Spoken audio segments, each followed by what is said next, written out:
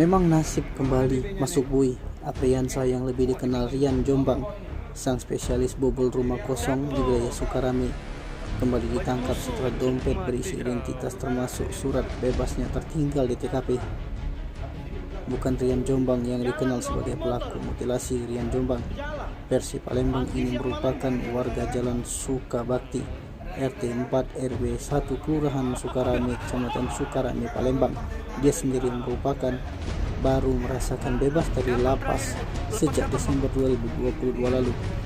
Kali ini untuk ketiga kalinya Rian Jombang mesti berurusan dengan pihak kepolisian, di mana unit Polsek Reskrim Polsek Sukarame Palembang memburunya setelah menerima laporan aksi pembobolan rumah yang terjadi di tidak jauh dari rumah tersangka.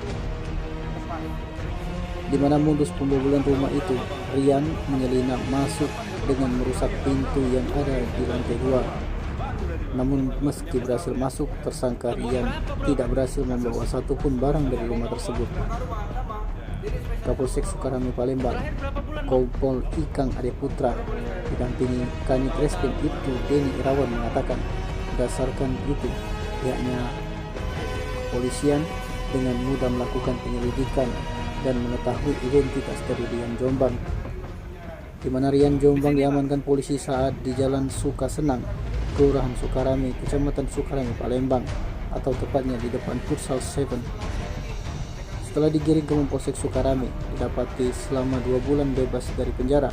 Sudah ada 4 laporan di Polsek Sukarame terkait dengan aksi pembobolan yang dilakukan oleh tersangka Rian.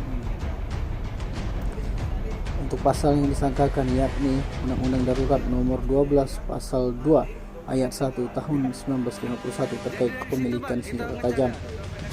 Bersama dengan Rian Jombang, polisi juga mengamankan barang bukti berupa 1 bilah senjata tajam jenis parang dan 1 buah ponsel merek Oppo hasil pencurian.